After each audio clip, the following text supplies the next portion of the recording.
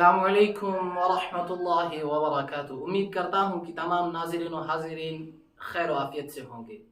अल्हम्दुलिल्लाह सुम्मा अल्हम्दुलिल्लाह, जो हमारी सीरीज़ चल रही है मखारिज के बयान में, तो अल्हम्दुलिल्लाह पिछले एपिसोड्स में हमने अर्ज़ किया है, बयान किया है कि ज़ुबान के हिस्सों का बयान भी अर्ज़ किया है, ये दांतों के नामों को भी बयान किया है। और जो आपको ये एक इमेज नज़र आ रही है, ये मैंने इसलिए कोशिश की है बनाने की ताकि आपके जहन में एक इमेज रहे, अपने मुंह के अपने गले का जो हमारा हलक है उसकी इमेज एक दिमाग में रहेगी। उसी के एतबार से हम मखारिज को बयान करेंगे। छोटी सी कोशिश है, अल्लाह ताला इसको कबूल रखे। तो दांतों को भी बयान किया है, दांतों के नाम उम्मीद है कि आपने वो नोट किए होंगे और आपको याद भी होंगे। जुबान के मखारिज, जुबान के हिस्सों को भी बयान किया है, वो भी आपको इंशाल्लाह याद होंगे। हलक के मखारिज को भी बयान किया है, उम्मीद करता हूँ वो भी आपको याद होंगे। तो पिछली मरतबा हमने 4 मखारिज बयान किए। जैसे मैंने अर्ज किया था, तमाम हुरूफ 29 है, 29 में से 17 मखारिज है सही कौल के मुताबिक। 17 में से हमने 4 पढ़े हैं, 4 पिछले एपिसोड में, तो वहां रह गए हमारे पास 13, यानी 13 मखारिज हमें अभी भी पढ़ने हैं। तो चलिए आगे चलते हैं। मखारिज नंबर 5, मखरज नंबर 5, अब ध्यान रखेंगे। मखरज नंबर 5, मखरज नंबर 5 क्या है हमारे पास? जुबान की जड़, जुबान की जड़। और इससे पहले मैं आपको एक बात बताऊं, जो ये जुबान है ना, जहां से जुबान मान लीजिए आप स्टार्ट हो रही है, ये जुबान स्टार्ट हो रही है, जो वहां पे हमारे गले का जो है ना वो छोटा सा वो गोश्त का टुकड़ा, उसको कहते हैं कवा। उसको अरबी ये तजवीद के जुबान में, तजवीद के लिहाज से कवा कहते हैं। क्यों मैंने ये क्यों अर्ज किया है? क्योंकि 5वें मखरज का ताल्लुक उसी के साथ है। तो 5वें मखरज का ताल्लुक क्या है? जुबान की जड़, जुबान की जड़ के मुकाबले में ऊपर का ताल्लुक करीब क्या है? करीब कौवे के, कौवा जो है। ये मखारिज नंबर 5 है। मखारिज नंबर 6 भी आप यही याद रखेंगे, ये भी यही है। यहां से इससे निकलेगा हमें कौफ और इससे निकलेगा हमें, ये सेम है, सेम। मैं इसको ये बयान करूंगा, इसकी फर्क क्या है, डिफरेंस क्या है इनकी। यहां से निकलेगा हमें कौफ। 5 और 6 याद है, 5 और 6। मखरज नंबर 5 ये, मखरज नंबर 6।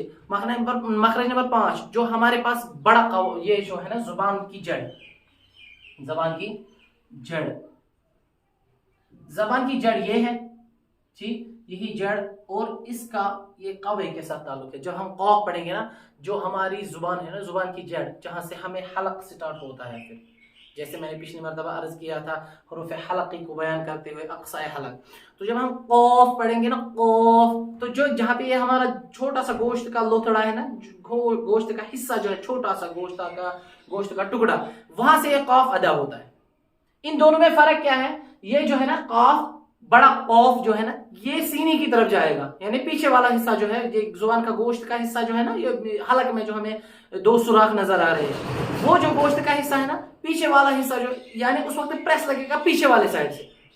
मैं कोशिश कर रहा हूं आपको समझाने की, अल्लाह करे आपको समझ आ जाए। यानी जुबान की जड़ वही है, वहीं पे स्टार्ट, ये जुबान की जड़ है, ये जुबान की जड़ है हमारे पास। तो इसका गोश्त का वाला हिस्सा ये जो है ना, ये माने पीछे वाला हिस्सा जो है ना, इसमें प्रेस लगेगा तब कौफ अदा हो जाएगा। जैसे ओफ, ओ ओ ओ ओफ, ओफ।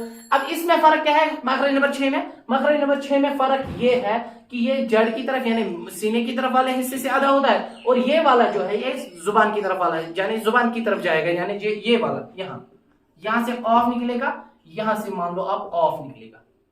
कोशिश करता हूं आपको समझाने की, अल्लाह करे आपको समझ आ जाए। इसी वजह से मैंने ये नक्शा बनाया है, वरना नक्शा बनाने की जरूरत नहीं थी, मैं ऐसे ही बयान करता, वर्बली आपको बता देता यहाँ पे ये है। लेकिन कोशिश की है मैंने ताकि आपको ये मखरज समझ आ जाए। अल्लाह करे हमें समझ आया जाए और कुरान पाक सही पढ़ने की तौफीक मिले। और फिर जब हम काफ अदा करेंगे, आप डायरेक्टली फर्क नजर आएगा आपको, कौफ और काफ, कौफ। और पीछे मैंने जो बयान किया था कि 8 मखारिज पुर है और 21 मखारिज बारीक है। 8 मखारिज पुर में से ये एक मखरज पुर वाला मखरज है। अल्लाह करे आपको समझ आ जाए। तो कौफ, कौफ مخرج نمبر 5 زبان کی جڑ، اس کے مقابل اوپر کا تعلق بھی، اور یہ جو کوا جو کہا جاتا ہے تجوید کے زبان میں، یہ والا حصہ وہ بھی اس میں مل جاتا ہے، تب اوف نکلتا ہے۔ اور اس اوف اور کاف میں فرق کیا ہے؟ اس میں فرق یہ ہے کہ بڑا اوف جو ہے وہ نکلتا ہے پیچھے والے حصے سے، اور کاف جو ہے یہ نکلے گا ہمیں آگے والے حصے سے، ٹھیک؟ اسی لیے ان کو کہا جاتا ہے حروف لحادیہ، حروف لحادیہ، ٹھیک ہے؟ ٹھیک سمجھ آ رہا ہے؟ مخرج نمبر 7، یہاں زبان کا بیچ مقابل،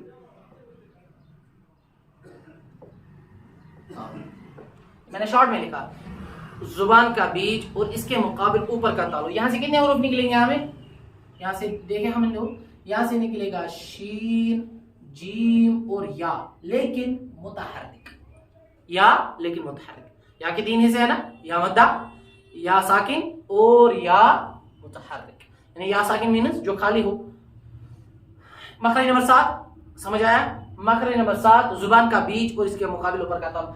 اب میں آپ کو یہ عرض کرنے والا ہوں کہ جو ہمیں یہ زبان کے نام جو ہم نے یاد کیے تھے، اصل میں یہ اب زبان اقصائے لسان، وسط لسان جو ہے، وسط لسان یعنی زبان کا بیچ والا حصہ، وہاں سے یہ 3 حروف ادا ہو جاتے ہیں، یعنی تعلق ان کو ادا کرنے کا مخرج ان کا کیا ہے؟ زبان کا بیچ اور اس کے مقابل اوپر کا تعلق۔ جب آپ پڑھیں گے جیم، بیچ والا حصہ جو ہے زبان کا وہ لگے گا اوپر کے تعلق کے ساتھ، شین اس کا بھی یہی ہے، اور اس کے ساتھ ہے یا زبر یا۔ آپ پڑھیں گے یا تو کہیں گے سر یہ تو مخرج غلط ہے، یا تو نکلتا ہی نہیں، میں نے کہا یا متحرک، یعنی یا زبر یا زیر کی، یا پیش یو، تب یہ استعمال ہو جائے گا۔ اسی طریقے سے شین، یعنی آپ کوشش کریں گے نکلنے کی جگہ مخرج جو ہے وہاں سے ہمارے حروف نکلنے چاہے۔ آپ کو لگے گا پہلے جو پر والے مخارج ہے وہ پر نہیں ہو رہے، اس لیے ہم شاید غلط پڑھ رہے، لیکن جب آپ پریکٹس کریں گے نکلنے کی جگہ اصل جو مخرج ہے اس سے ہم حروف کو ادا کریں گے، تو تب آپ کی محنت جو ہے وہ رنگ لائے گی۔ امید کرتا ہوں یہ 3 مخرج آپ سمجھ آئے ہوں گے۔ نمبر 8، مخرج نمبر 8 زبان کی کروٹ، اس کے مقابل کیا ہے؟ ڈاڑھ ہے۔ یہ میں نے شارٹ میں لکھا کیونکہ جگہ کم ہے ہمارے پاس، میں عرض کر رہا ہوں اس کی تعریف کیا ہے۔ ذات کا مخرج کیا ہے؟ زبان کی کروٹ اور اوپر کے ڈاڑوں کے مسوڑوں کے جڑ، یعنی جو ہم نے تیسرا حصہ کیا تھا نا عرض، یہ اس کا زبان کا حافت اللسان جو اس کو ہم کہیں گے، سائڈ والا، یہ سائڈ ہے۔ اب دیکھیے ذات جو ہے یہ اپنی مرضی کا مالک ہے، چاہے آپ ادھر سے نکالو چاہے آپ ادھر سے نکالو، یعنی یہ زبان کا حصہ جو ہے، یعنی زبان کی کروٹ جو ہے، زبان کا سائڈ والا حصہ حافت اللسان جو ہے، آپ چاہے لیفٹ سائڈ سے نکالو چاہے رائٹ سائڈ سے نکالو، اور واد پڑھو یا واد، ادھر سے نکالو یا ادھر سے نکالو، لیکن مخرج کیا ہے؟ زبان کی کروٹ، اس کے مقابل اوپر کے ڈاڑھوں کی جڑ، جیسے ہم نے ڈاڑھے بیان کیے تھے، ڈاڑھے کہاں سے سٹارٹ ہو جاتے ہیں ہمارے؟ یہ 3 جو ہے یہ دانت ہے، یہاں سے ڈاڑھے سٹارٹ ہو جاتے ہیں، یہ ڈاڑھے ہیں ہمارے، تو یہ زبان جو ہے یہ لگے گی ان کے ساتھ یا ان کے ساتھ، جو آپ کی مرضی۔ ہاں یہاں پر ہمارے اور بحث چلتی رہتی ہے، ارے اللہ کے بندو زاد ہے یا داد ہے، داد ہے یا زاد ہے، ہمیں اس کے ساتھ کیا کرنا ہے؟ اس کے ساتھ کوئی واسطہ ہی نہیں، نہ داد کے ساتھ واسطہ ہے نہ زاد کے ساتھ واسطہ ہے، ہمارا مخرج کے ساتھ واسطہ ہے۔ جو مخرج ہوگا، چاہے زاد کا مخرج جو ہے، جب ہم مخرج کے ساتھ ادا کریں گے تب پھر وہ داد نکلے یا زاد نکلے تو جب صحیح مخرج نکلے گا تو ہماری اس میں کوئی غلطی نہیں رہے گی پھر، اور نہ اشکال کرنے والے کو کوئی اشکال رہے گا، کیونکہ اس کا جواب نارمل سا جواب ہے، بھائی آپ مخرج سے ادا کریں حروف کو، پھر آپ کو زاد نکلتا ہے یا داد نکلتا ہے، وہ تو ٹھیک ہے، اس میں کون سی لڑائی کی بات ہے۔ یعنی مخرج نمبر 8 کیا ہمارے پاس؟ زبان کی کروٹ اور اس کے مقابل اوپر کے ڈاڑوں کی جڑ، یعنی اوپر کے مسوڑے جو ہے جن کو ہم کشمیری میں کہتے ہیں اڑم، ان کے جڑ، اس دونوں جب مل جائیں گے تو ضاد ادا ہو جائے گا، پھر داد ہو یا ضاد ہو اس میں کوئی لڑائی نہیں ہے۔ انشاءاللہ امید کرتا ہوں کہ یہ آج کے 4 مخارج آپ کو سمجھ آئے ہوں گے، اس لیے 4 عرض کر رہا ہوں، 4 بیان کر رہا ہوں تاکہ آپ صحیح اس کو سمجھے، صحیح سیکھے اور آپ اپنی کاپی پہ نوٹ کریں۔ اللہ تعالیٰ آپ کو بھی